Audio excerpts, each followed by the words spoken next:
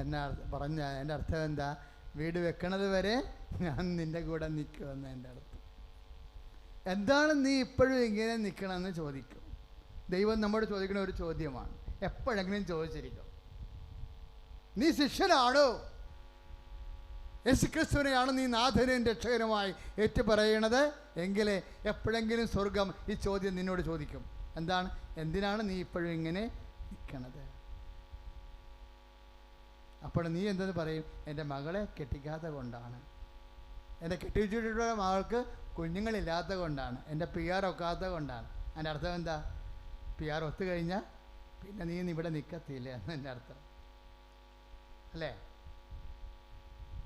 പത്രോസിനോട് ചോദിച്ചില്ലേ കർത്താവ്?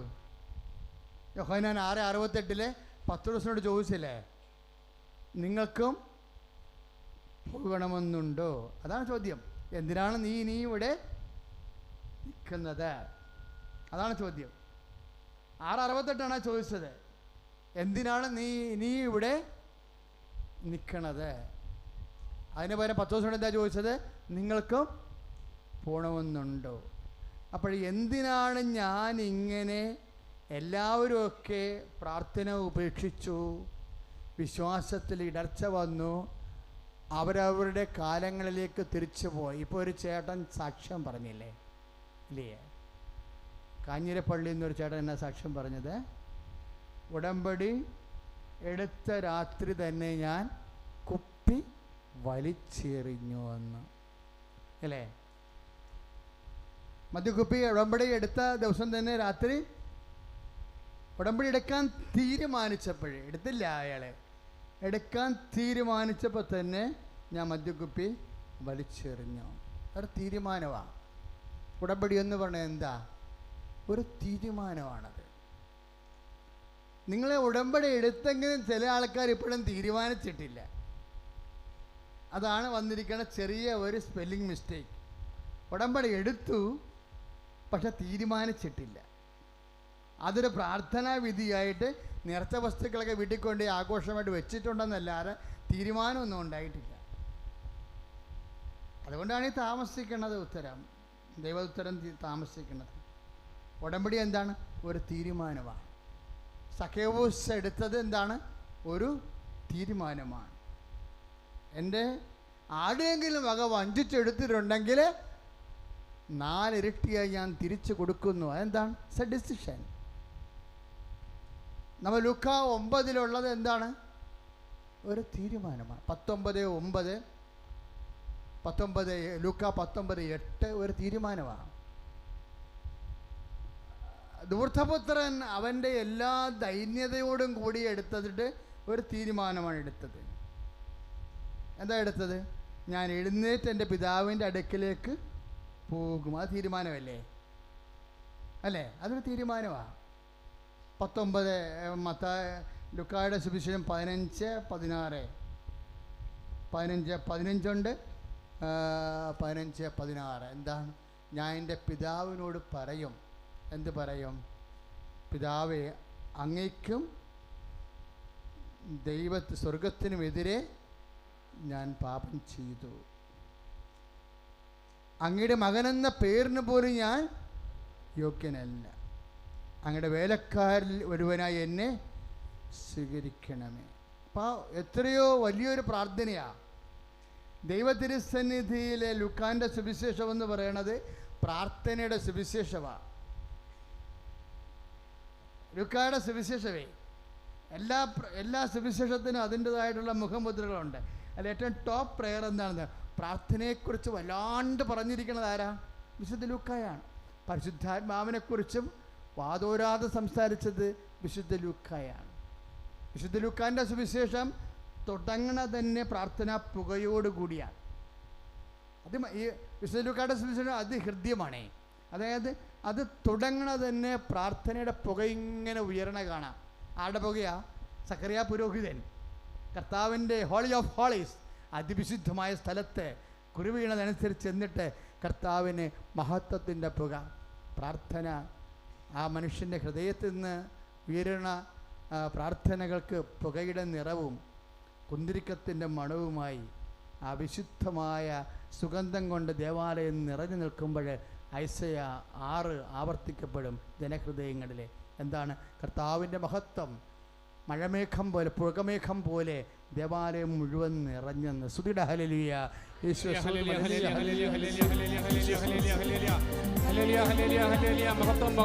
ാണ് അധ്യക്ഷത. അമ്മയുടെ അധ്യക്ഷതയിൽ അപ്പോസ്തലന്മാർ ഒരുമിച്ച് കൂടിയിട്ട് പ്രാർത്ഥിച്ചുകൊണ്ടാണ് ആ സുവിശേഷം ദേവാലയത്തിൽ അവസാനിക്കുന്നത്. ദേവാലയത്തിൽ തുടങ്ങി ദേവാലയത്തിലാണ് ലൂക്കാ സുവിശേഷം അവസാനിപ്പിക്കുന്നത്. അവിടെയും പ്രാർത്ഥനയിലാണ്. അപ്പോൾ ലൂക്കായുടെ സുവിശേഷമാണ് പ്രാർത്ഥനയുടെ സുവിശേഷം. പക്ഷെ ആ സുവിശേഷത്തിലെ ഏറ്റവും വലിയ പ്രാർത്ഥന, ഈ ചുങ്കക്കാരൻ്റെ പ്രാർത്ഥനയെല്ലാം ഉള്ളത് എവിടെയാണ്? ഫരിസേയനും പ്രാർത്ഥനയുള്ളത് ലൂക്കാൻ്റെ സുവിശേഷത്തിലാണ്. പക്ഷെ അതിൽ ഇപ്പോൾ പരിശുദ്ധാത്മാവ് എന്താ നമ്മളോട് പ്രത്യേകമായിട്ട് പറയണത്? അതിൽ ഏറ്റവും വലിയ പ്രാർത്ഥന ഏതാണെന്നറിയാവോ? ഏതാണ്? അപ്പാ തെറ്റിപ്പോയി എന്ന് പറയുന്നൊരു പ്രാർത്ഥനയുണ്ട്. അതാണ് ലൂക്കാൻ്റെ സുവിശേഷത്തിൽ ഏറ്റവും വലിയ പ്രാർത്ഥന ഏതാ? ധൂർത്തപുത്രൻ്റെ പ്രാർത്ഥനയാണെന്ന് ഇപ്പോൾ പറയണത് പരിശുദ്ധാത്മാവ്. എനിക്ക് സത്യം പറയാം, കർത്താവിൻ്റെ വചനം എൻ്റെ കയ്യിരിക്കുന്നത്, എനിക്ക് പോലും ഇതറിയാൻ പാടില്ല. ഇപ്പോഴാണ് ഈശോ പറയണത്. എന്താണ്? പിതാവേ, അങ്ങയ്ക്ക് സ്വർഗത്തിനുമെതിരായി ഞാൻ പാപം ചെയ്തു. അങ്ങയുടെ മകനെന്ന പേരിന് പോലും ഞാൻ അങ്ങയുടെ ദാസരിൽ ഒരുവനായി എന്നെ സ്വീകരിക്കണമേ. അനുതാപത്തിൻ്റെ പ്രാർത്ഥനയാണ്. ഒരു പക്ഷേ പിന്നീട് അവന് അവന് മാലയും ചെരുപ്പും വസ്ത്രങ്ങളും എല്ലാം കിട്ടി. അവൻ്റെ വീട് തന്നെ ഒരു ജീവിതം തന്നെ ആഘോഷമാക്കി പിതാവ് മാറ്റുകയെ. അനുരഞ്ജനം നിൻ്റെ ജീവിതത്തിലെ ആഘോഷത്തിൻ്റെ ആരംഭമാണ്. കൈയടിച്ച് കർത്താവിനെ ഹല്ലേലൂയ.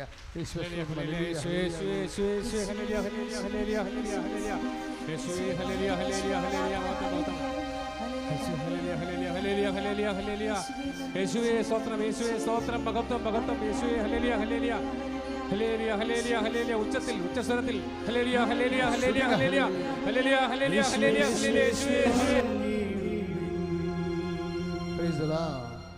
സത്യം പറഞ്ഞ ഉടമ്പടി പ്രാർത്ഥന ആദ്യത്തെ അഭിഷേകം ഉണ്ടാകണത് അനുതാപം വേണമെന്നും പറഞ്ഞാണ് അല്ലേ?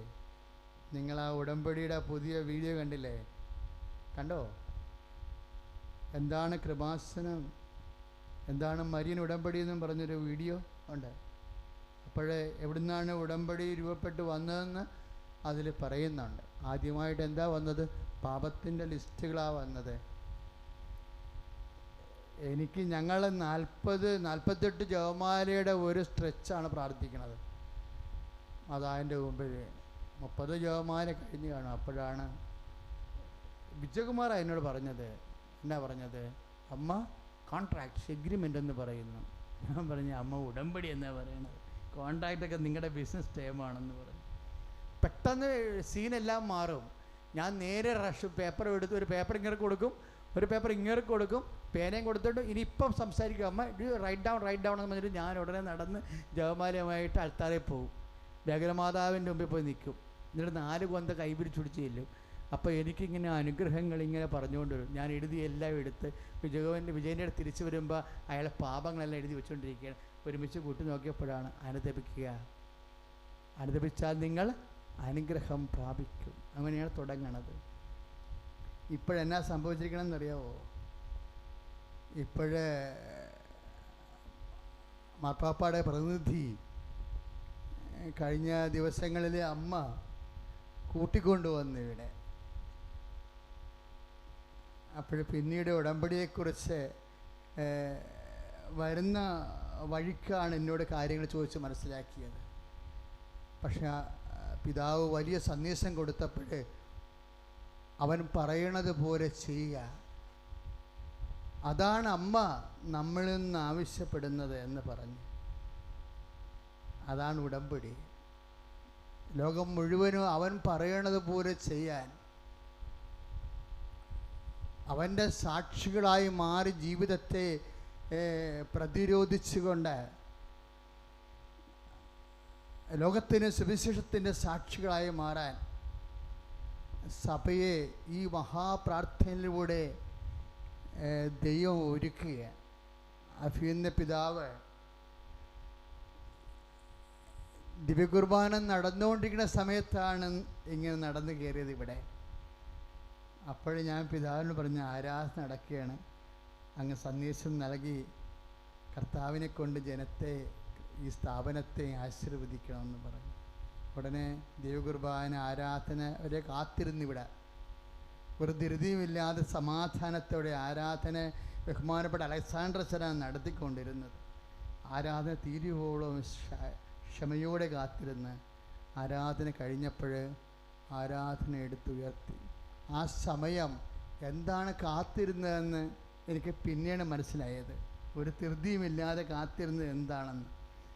കാരണം ഈ ആരാധന എടുത്ത് മാർപ്പാപ്പയുടെ പ്രതിനിധി കൃപാസനത്തിൽ വന്ന് അഭയം തേടുന്ന ആയിരങ്ങളെയും പതിനായിരങ്ങളെയും ആശീർവദിക്കുമ്പോൾ ആ സമയത്ത് അവിടെ ക്യാമറയും കൊണ്ടുവന്നിരുന്ന മകൻ ഈ ആശീർവാദത്തിൻ്റെ വീഡിയോ എടുത്തിട്ടുണ്ടായിരുന്നു. അപ്പോൾ നമ്മൾ കാണുന്നൊരു കാഴ്ച ഉണ്ട്. എന്താണെന്നറിയാവോ? ഈ ആശീർവാദത്തിൻ്റെ ടൈമാണ് ഞാൻ ശ്രദ്ധിച്ചത്. ആ ക്ലോക്ക് അവിടെ കിടപ്പുണ്ടായിരുന്നു. ക്ലോക്കിലൊരു സമയമുണ്ടായിരുന്നു. എന്താണ്? 2:33 അമ്മ മാതാവ് പ്രത്യക്ഷപ്പെട്ട സമയം.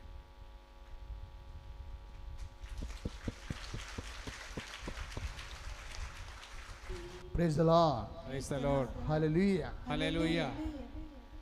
അതുകൊണ്ട് തന്നെ ഈ അനുഗ്രഹവും ആശീർവാദവും എല്ലാം വേദനയുടെ കാലത്ത്, കണ്ണീരിൻ്റെ കാലത്ത് ഈ മണ്ണിലെ ആശ്രയിക്കുന്ന എല്ലാവർക്കും ജനസഹസ്രങ്ങൾക്കുള്ള ഒരാശീർവാദമായിരുന്നത് അമ്മയുടെ മധ്യസ്ഥയിലുള്ള മാർപ്പാപ്പയുടെ പ്രതിനിധിയുടെ ദിവ്യകാരുണ്യ ആശീർവാദം.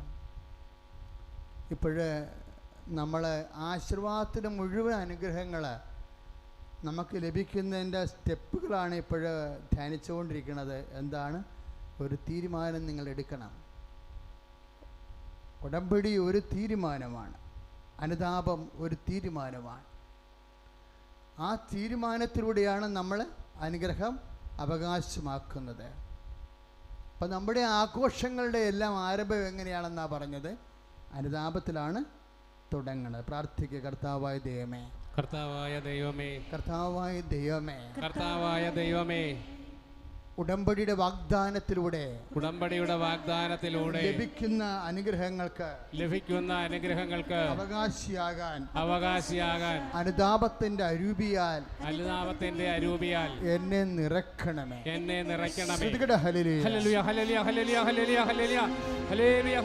നിൽക്കണത് എന്ന് ചോദിക്കുമ്പോഴേ ആ ചോദ്യത്തിന്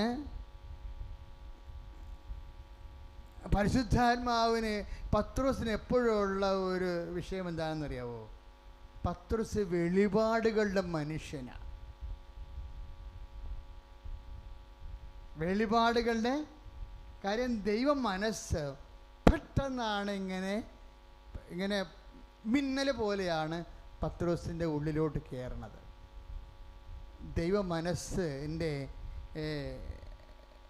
എന്താ അതിന് പറയുക, നമ്മളും ദൈവവും തമ്മിലുള്ള ബന്ധമെന്ന് പറയണത്, ദൈവത്തിൻ്റെ മനസ്സ് എത്ര പെട്ടെന്നാണ് നമ്മുടെ ഉള്ളിൽ വരണത്, അഥവാ എത്ര താമസിച്ചാണ് വരണത് എന്നതിൻ്റെ സമയദൈർഘ്യത്തിലാണ് ദൈവവും മനുഷ്യനും തമ്മിലുള്ള ബന്ധം. പെട്ടെന്നാണ് പത്രോസിന് മിന്നൽ പോലെ ദൈവമനസ്സ് പറയണത്. പത്രോസ് എന്താ പറയണത്? ഞങ്ങൾ ആരുടെ പക്കലേക്ക് പോകും? എന്താ കാര്യം? നിത്യജീവൻ്റെ വചനങ്ങൾ. അതാണ് 6:69. ഒന്ന് പറഞ്ഞ്, ഞങ്ങൾ ആരുടെ പക്കലേക്ക് പോകും? ആരുടെ പക്കലേക്ക് പോകും? നിത്യജീവന്റെ വചനങ്ങൾ അങ്ങയുടെ പക്കലാണല്ലോ. അതാണ് എൻ്റെ ഉത്തരം. എന്താണ് ഇങ്ങനെ മെനക്കെട്ട് നിൽക്കണമെന്ന് ചോദിച്ചാൽ നിങ്ങൾ പറയും, എൻ്റെ മകളെ കല്യാണം കഴിപ്പിച്ചു, ഇനി അവൾക്കൊരു കുഞ്ഞിനെ കിട്ടാൻ വേണ്ടിയാണ് ഈ നിൽക്കണത്. അത് കഴിയുമ്പോൾ ഞാൻ കൃപാസനം വിട്ടുപോകും. അതാണ് പ്രശ്നം. എന്താണിങ്ങനെ നീ നിൽക്കണമെന്ന് ചോദിച്ചാൽ, എൻ്റെ ഉടമ്പടി ഒന്നാമത്തെ കാര്യം നടന്ന്, നിലവിലുള്ള വീട് വിറ്റ്, പിന്നെ എന്താണ്, അടുത്ത വീട് സ്ഥലവും മേടിക്കണം. അതാണ് അങ്ങനെ നിൽക്കണത്. അത് കഴിയുമ്പോൾ ഞാൻ ഗുഡ് ബൈ പറയും. ഇങ്ങനെ ഓരോരുത്തർക്കും ഗുഡ് ബൈ പറയാനുള്ള ഒരു സമയമുണ്ട്. അതിൻ്റെ റീസൺ ദൈവം ചോദിക്കുമ്പോൾ മാന്യം മര്യാദയ്ക്ക് മറുപടി പറഞ്ഞില്ല, നിങ്ങൾ പണിയാവും. എന്താ കാര്യം? ദൈവത്തിന് ഇഷ്ടപ്പെട്ട മറുപടി പറയണം. നമുക്കിഷ്ടപ്പെട്ട മറുപടി പറഞ്ഞാൽ ഏക്കത്തില്ല. എന്താണ് ഇങ്ങനെ നിൽക്കണമെന്ന് ചോദിക്കുമ്പോൾ ദൈവത്തിന് ഇഷ്ടപ്പെട്ട മറുപടി എന്താണ്? നിത്യജീവൻ്റെ വചനങ്ങൾ. നിങ്ങൾ കണ്ടിട്ടുണ്ടോ അച്ഛൻ്റെ ശുശ്രൂഷ? ഒരു കഥ പറയത്തില്ലല്ലോ. പറയുമോ? കഥ അറിയാൻ പാടില്ല, എന്നിട്ടല്ല 10,000 കഥയും വായിച്ചുകൊണ്ടാണ് പഠിക്കണ കാലത്ത് എന്തുമാത്രം വായിച്ചു. ഒരു സാധനം പറയത്തില്ല. കർത്താവിൻ്റെ വചനമല്ലാതെ കർത്താവിൻ്റെ വചനം പ്രഘോഷിക്കപ്പെടുമ്പോൾ ആ വചനമായിട്ട് മനസ്സിലാക്കാത്തവരോട് വചനം പറഞ്ഞിട്ട് കാര്യമില്ല. മനസ്സിലായില്ലേ? കർത്താവിൻ്റെ വചനം എന്താണ്? നിത്യജീവൻ്റെ വചനങ്ങളാണ്. എന്താണ് ഇങ്ങനെ നിൽക്കണമെന്ന് ചോദിക്കുമ്പോൾ ഞങ്ങൾ ആരുടെ പക്കലേക്ക് പോകും എന്നാണ് പത്രോസ് പറയണത്.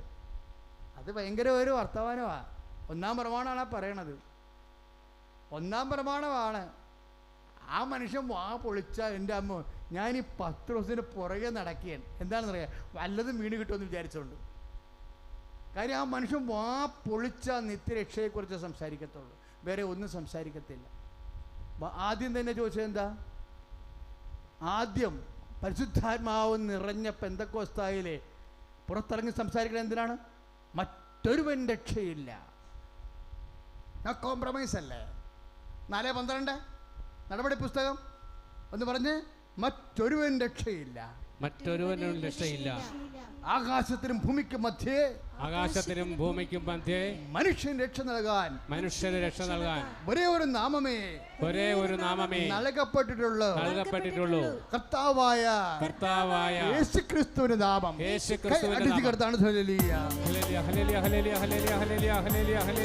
നന്നായിട്ട് കൈയടിച്ചേ. ഹല്ലേലൂയ, ഹല്ലേലൂയ, ഹല്ലേലൂയ. അങ്ങനെ ആന്തരികമായ ബോധ്യമാണത്. കർത്താവിൻ്റെ നാമം മാത്രമേ നൽകപ്പെടൂ. അതാണ് ഇപ്പോഴും പറയണത്. ഞങ്ങൾ ആരുടെ പക്കലേക്ക് പോകും? നിത്യജീവൻ്റെ വചനങ്ങൾ അങ്ങയുടെ പക്കലാണല്ലോ. അതാണ് ദൈവത്തിന് ഇഷ്ടപ്പെട്ട മറുപടി. എന്താണ് ഇങ്ങനെ മെനക്കെട്ട് നിൽക്കണത് എന്ന് ചോദിച്ചാൽ ബൈബിൾ അങ്ങനെ ചോദ്യം ചോദിക്കുന്നുണ്ട്. ഞങ്ങളെ ആരും ജോലിക്ക് വിളിക്കാത്ത കൊണ്ടാണ് അല്ലേ? ഒരു രാജസേവകൻ പുറത്തിറങ്ങിയപ്പോഴേ കുറേ തൊഴിലാളികളെ കവലയിൽ അങ്ങനെ മെനക്കെട്ട് നിൽക്കണ കണ്ടപ്പോൾ ചോദിച്ചു, എന്താണ് നിങ്ങൾ ദിവസം മുഴുവനും ഇങ്ങനെ മെനക്കെട്ട് നിൽക്കണത്? അപ്പോൾ അവരുടെ മറുപടി എന്താ? ഞങ്ങളെ ആരും ജോലിക്ക് വിളിക്കാത്ത കൊണ്ടാണെന്ന്.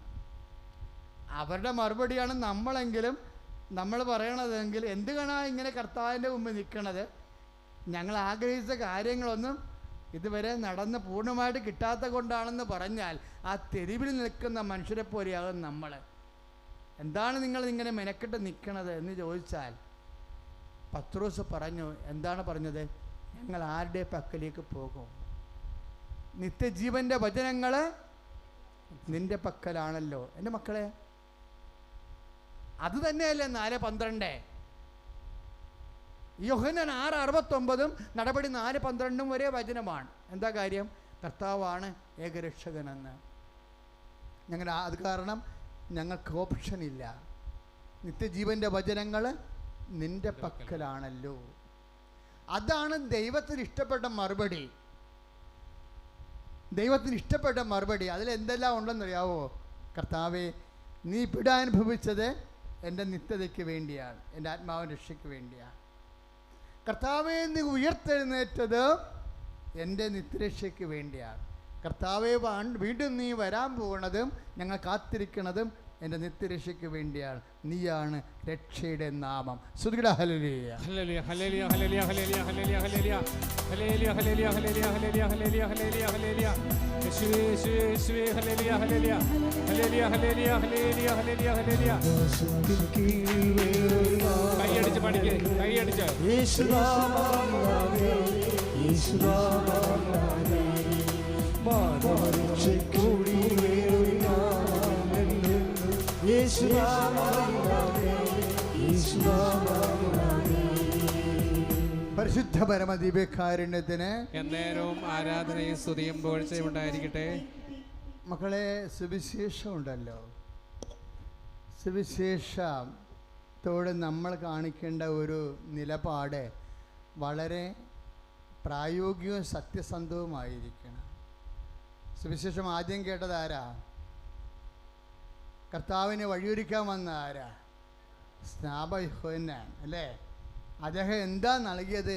അനുതാപത്തിൻ്റെ സുവിശേഷം. അത് അനുതാപത്തിൻ്റെ സുവിശേഷം നൽകിയപ്പോൾ അത് കേട്ട ജനങ്ങൾ ഒരു ചോദ്യം ചോദിച്ചാണല്ലോ. എന്താ ചോദിച്ചത്?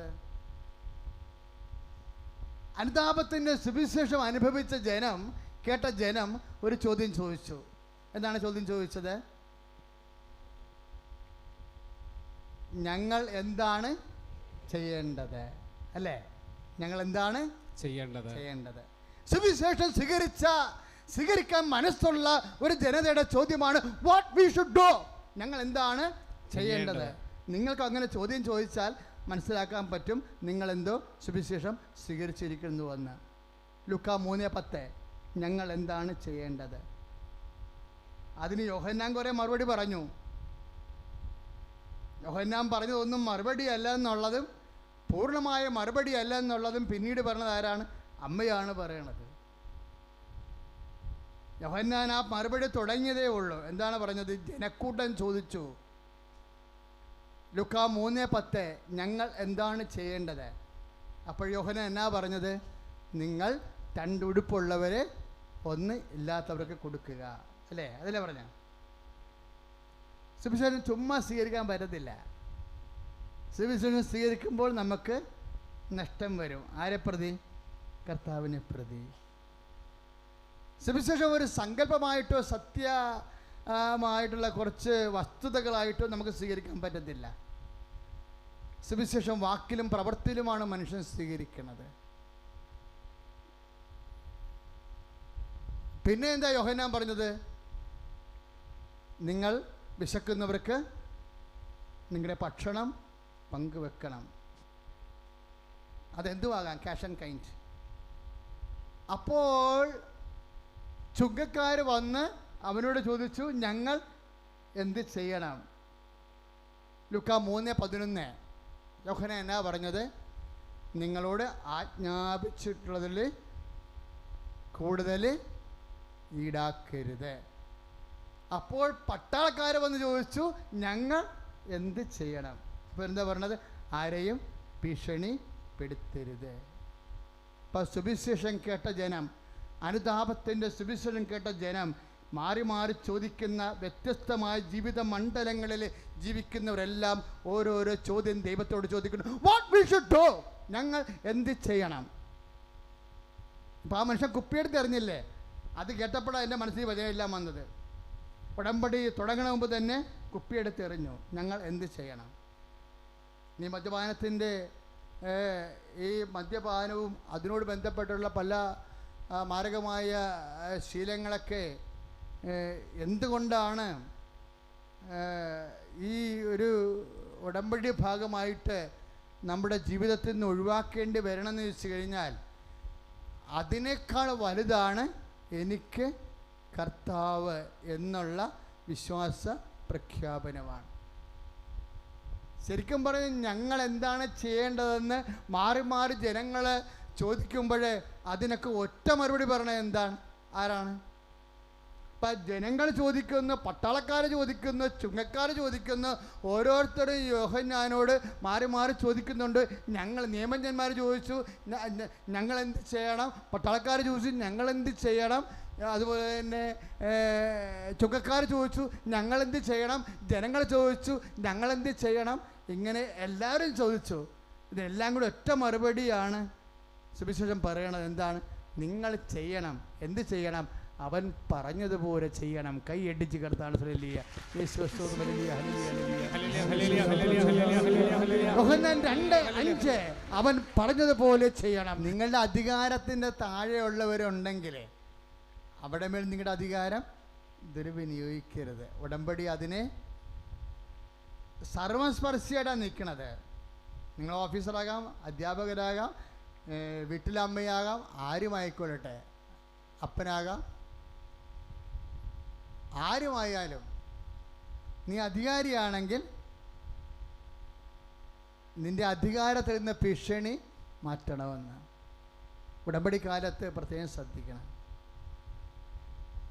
ആരെയും ഭീഷണിപ്പെടുത്തരുത്. ഇതെല്ലാം അനുതാപത്തിൻ്റെ ഭാഗമായി വരണതാ. അനുദപിക്കുക.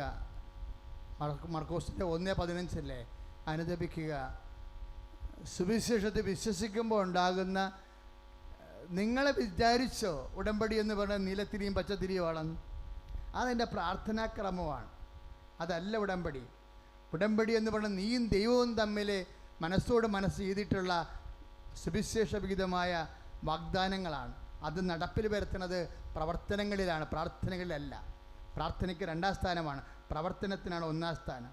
നിർഭാഗ്യവശാൽ പ്രാർത്ഥനയ്ക്ക് 1ാം സ്ഥാനവും പ്രവർത്തനത്തിന് 2ാം സ്ഥാനവും ആകുന്നുണ്ട് പല ആൾക്കാരുടെയും ജീവിതത്തിൽ. ഇന്ന് ഓർക്കുക, സുവിശേഷം ഒരു പ്രവർത്തിക്കുള്ള വിളിയോ വെല്ലുവിളിയോയാണ്.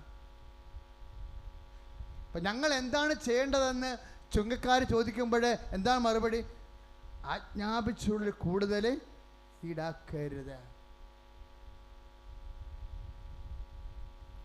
ഇപ്പം നമ്മൾ ഒരു വ്യക്തിയുടെ മേൽ നമുക്ക് ഒരു ചുമത്താം, ഒരു ടാക്സ് ചുമത്താം. ഞാനിത് വായിച്ചപ്പോഴേ ഞാൻ എൻ്റെ മനസ്സിൽ പറഞ്ഞത്, ഇവിടെയൊക്കെ ചില സ്റ്റാഫ് വർക്ക് ചെയ്യുന്നുണ്ട് കൃപാസനത്തിൽ.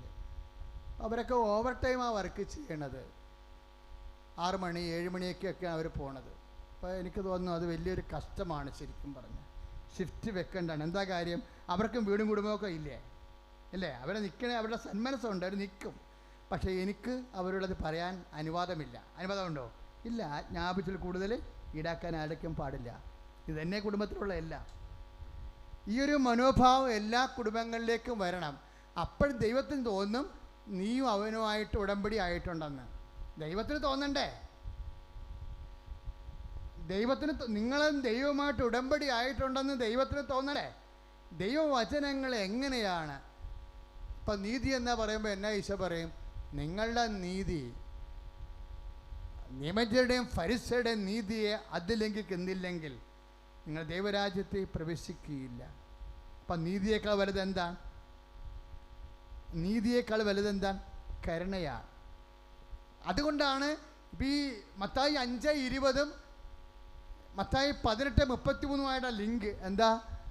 ഞാൻ നിങ്ങളോട് കരുണ കാണിച്ചതുപോലെ നിങ്ങളും പരസ്പരം കരുണ കാണിക്കണം.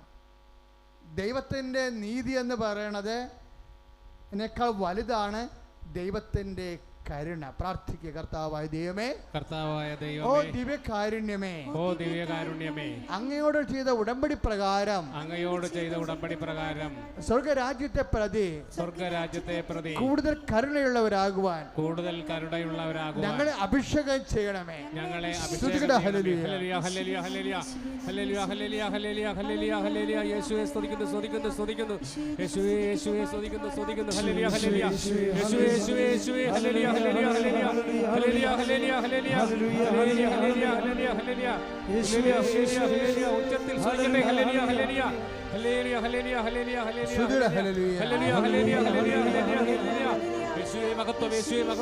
ആരാധന. സ്തുതിക്കുന്നു കർത്താവേ, സ്തുതിക്കുന്നു.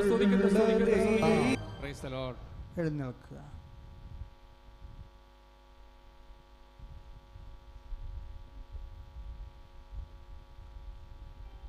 നേർച്ച വസ്തുക്കളുമായി എഴുന്നേൽക്കുക.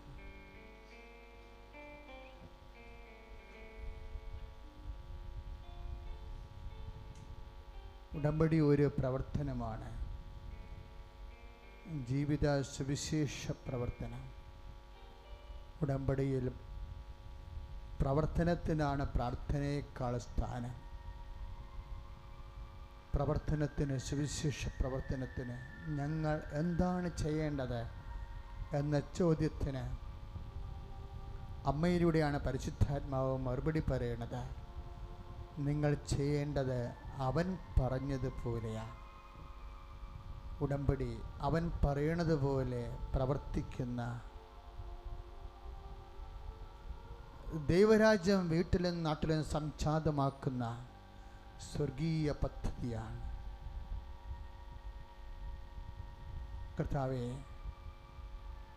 ഉടമ്പടി ആത്മാർത്ഥമായി അക്ഷരാർത്ഥത്തിൽ അതിൻ്റെ അരൂപി ഉൾക്കൊണ്ട് നടപ്പിൽ വരുത്തിയ സുവിശേഷത്തിൻ്റെ സാക്ഷികളാകാൻ ഞങ്ങളെല്ലാവരെയും സഹായിക്കണമേ. സ്തുതിയുടെ ഹല്ലേലൂയ. ഹല്ലേലൂയ ഹല്ലേലൂയ ഹല്ലേലൂയ ഹല്ലേലൂയ ഹല്ലേലൂയ ഹല്ലേലൂയ ഹല്ലേലൂയ യേശുവേ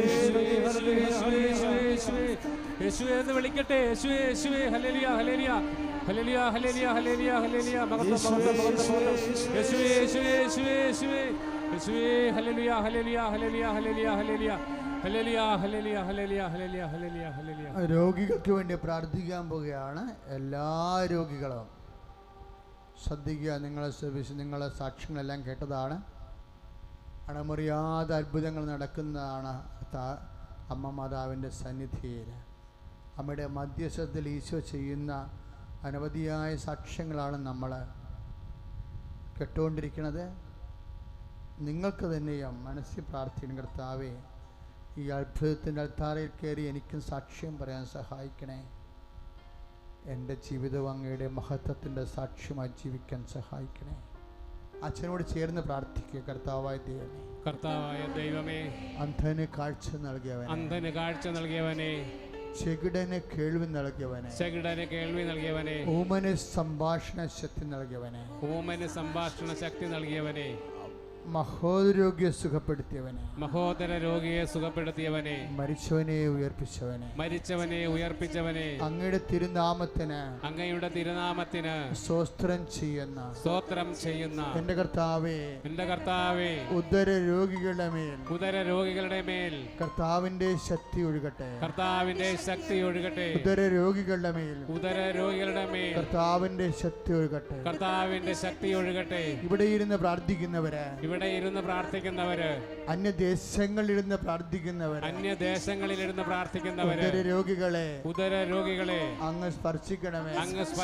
മഹോദര രോഗിയെ അങ്ങ് സ്പർശിക്കണമേ. പാൻക്രിയാസ് രോഗികളെ, കരളിന്റെ രോഗികളെ, മഞ്ഞപ്പിത്ത രോഗികളെ, അൾസർ രോഗികളെ, അർസസ്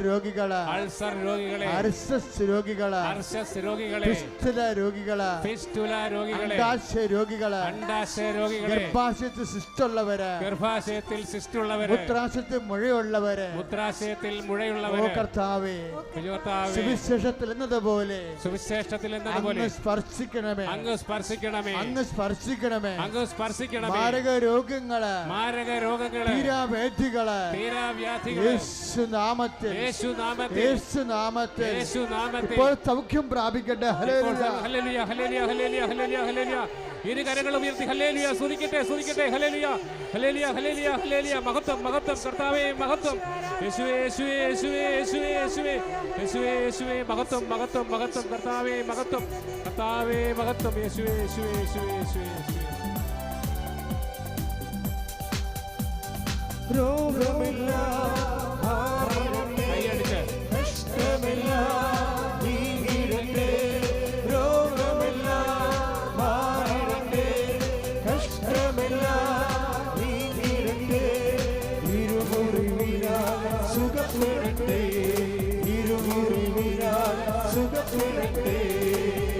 പരിശുദ്ധ പരമദിവ്യകാരുണ്യത്തിന് എന്നേരവും ആരാധനയും സ്തുതിയും പുകഴ്ചയും ഉണ്ടായിരിക്കട്ടെ. പ്രാർത്ഥികർത്താവായ ദൈവമേ, ശിരസ് വേദനയുള്ളവര്, തലച്ചോറിലെ രക്തഓട്ടമില്ലാത്തവര്, തലച്ചോറിലെ ഞരമ്പ് ശോഷിച്ചവര്, പ്രഷർ കേറിയവര്, യേശുവിന്റെ നാമത്തിൽ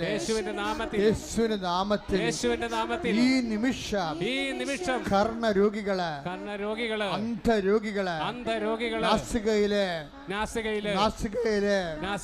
അഡിനോയിഡിന്റെ അസുഖമുള്ളവര്, തൈറോയ്ഡ് രോഗികള്, രോഗികള്, സൗഖ്യമാകട്ടെ.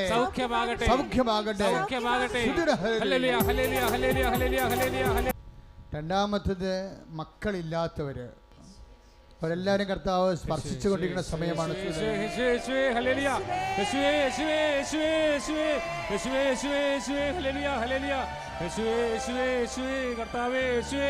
യേശുവേ മഹത്വം, യേശുവേ മഹത്വം, യേശുവേ ഹല്ലേലൂയ. പരിശുദ്ധ പരമ ദിവ്യകാരുണ്യത്തിന് എന്നേരവും ആരാധനയും സ്തുതിയും പുകഴ്ചയും ഉണ്ടായിരിക്കട്ടെ. ഏറ്റു പ്രാർത്ഥി കർത്താവായ ദൈവമേ, കർത്താവായ ദൈവമേ, നടുവേദനക്കാരെ വിശുദ്ധമായ വലത് കരത്താൽ അങ്ങ് സ്പർശിക്കണമേ.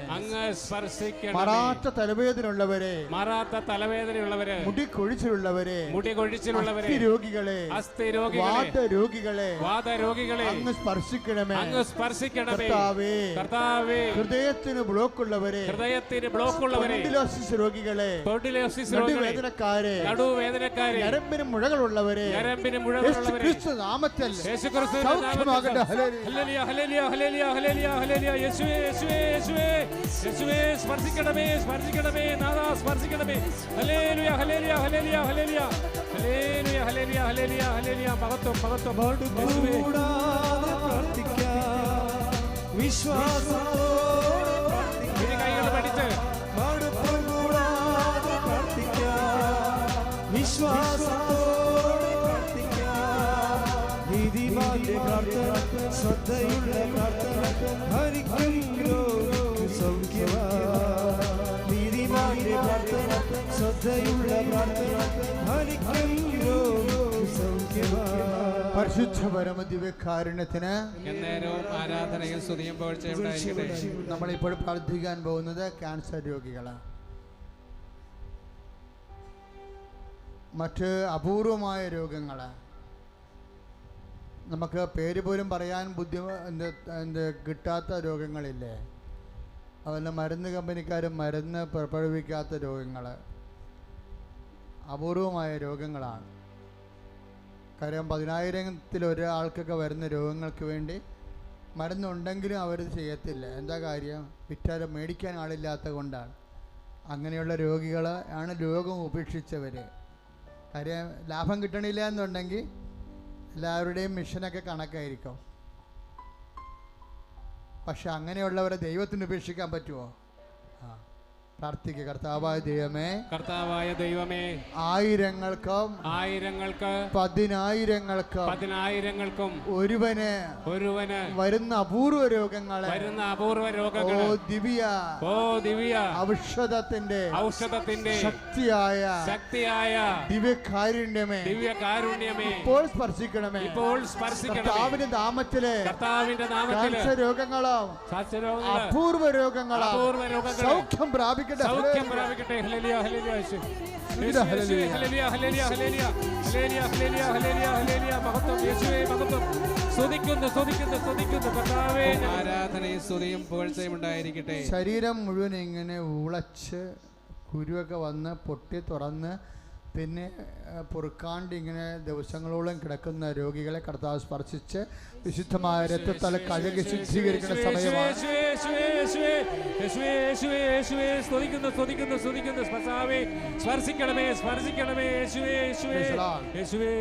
വലത് കാലില് ഇങ്ങനെ സോക്സ് ഇട്ടിട്ട് മുട്ടുവരെ കയറിയിട്ടുണ്ട്. എന്നാൽ അസുഖമൊന്നും അറിയത്തില്ല. വലത് കാലിൽ പാദം മൂടി സോക്സ് ഇട്ടിട്ട് മുട്ടുവരെ കയറ്റിയിട്ടിട്ടുണ്ട്. ആ കാലിനെ കർത്താവ് ഇപ്പോഴും സുഖപ്പെടുത്തിക്കൊണ്ടിരിക്കുന്ന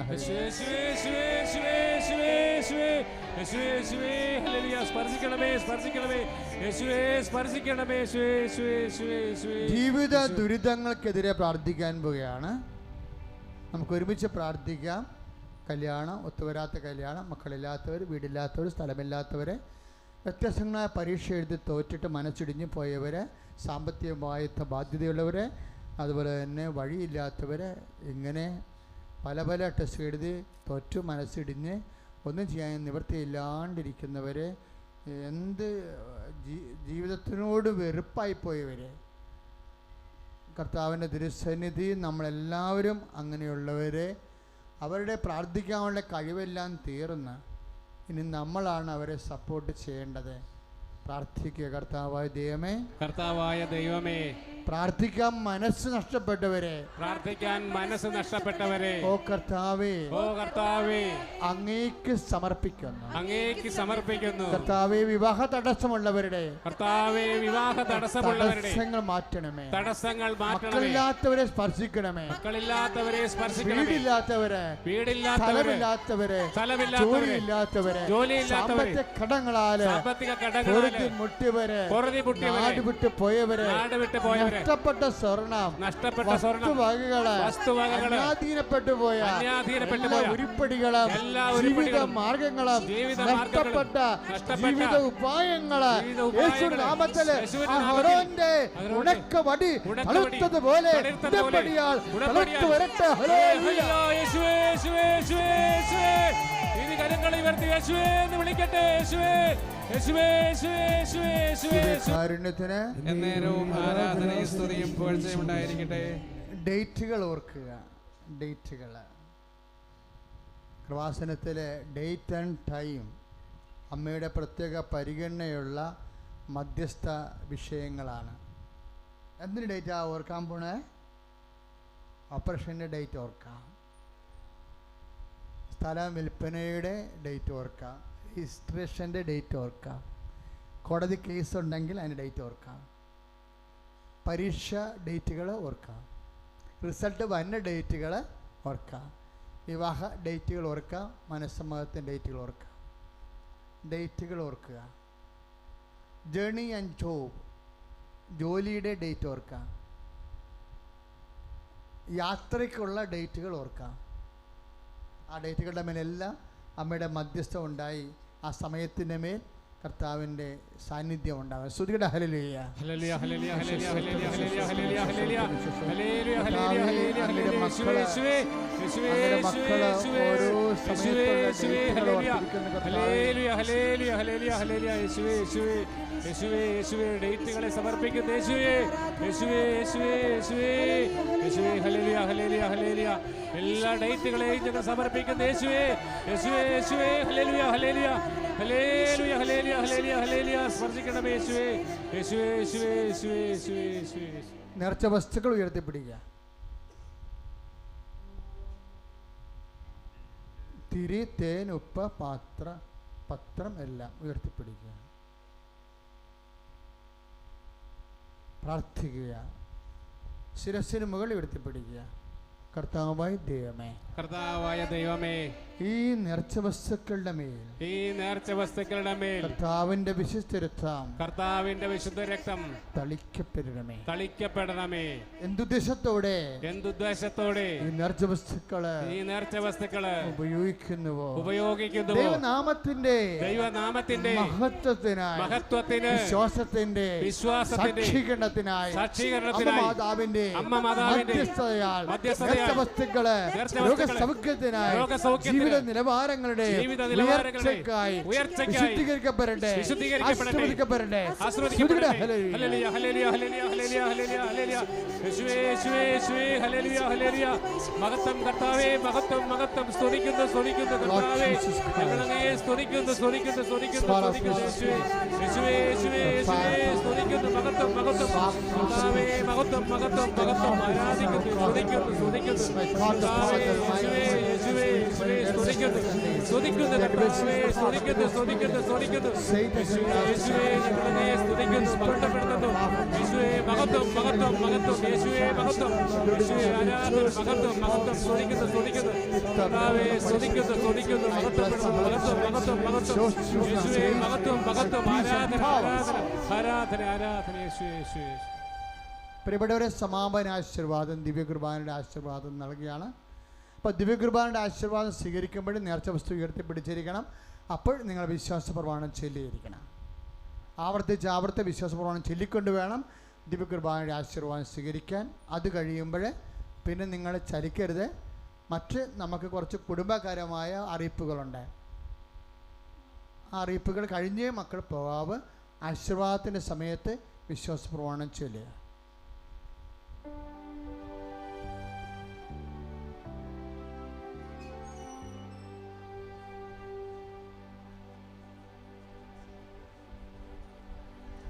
വിശ്വാസ പ്രമാണം. സർവശക്തനായ പിതാവും ആകാശത്തിന്റെയും ഭൂമിയുടെയും സൃഷ്ടാവുമായ ദൈവത്തിൽ ഞാൻ വിശ്വസിക്കുന്നു. അവിടുത്തെ ഏകപുത്രനും ഞങ്ങളുടെ കർത്താവുമായി ഈശോ മിശിഹായിൽ ഞാൻ വിശ്വസിക്കുന്നു. ഈ പുത്രൻ പരിശുദ്ധാത്മാവിനാൽ ഗർഭസ്ഥനായി കന്യകാമറിയത്തിൽ പിറന്ന് പന്തിയോസ് പീലാത്തോസിന്റെ കാലത്ത് പീഡകൾ സഹിച്ച് കുരിശിൽ തറയ്ക്കപ്പെട്ട് മരിച്ചടക്കപ്പെട്ട് പാതാളങ്ങളിൽ ഇറങ്ങി മരിച്ചവരുടെ ഇടയിൽ നിന്ന് മൂന്നാം നാൾ ഉയർത്ത് സ്വർഗത്തിലേക്ക് എഴുന്നള്ളി സർവശക്തിയുള്ള പിതാവായ ദൈവത്തിന്റെ വലതുഭാഗത്തിരിക്കുന്നു. അവിടെ നിന്ന് ജീവിക്കുന്നവരെയും മരിച്ചവരെയും വിധിക്കാൻ വരുമെന്ന് ഞാൻ വിശ്വസിക്കുന്നു. പരിശുദ്ധാത്മാവിൽ ഞാൻ വിശ്വസിക്കുന്നു. വിശുദ്ധ കത്തോലിക്ക സഭയിലും പുണ്യവാന്മാരുടെ ഐക്യത്തിലും പാപങ്ങളുടെ മോചനത്തിലും ശരീരത്തിന്റെ ഉയർപ്പിലും നിത്യമായ ജീവിതത്തിലും ഞാൻ വിശ്വസിക്കുന്നു. വിശ്വാസപ്രമാണം പിതാവും ആകാശത്തിന്റെയും ഭൂമിയുടെയും സൃഷ്ടാവായ ദൈവത്തിലും പരിശുദ്ധ പരമ ദിവ്യകാരുണ്യത്തിന് ആരാധന സ്തുതി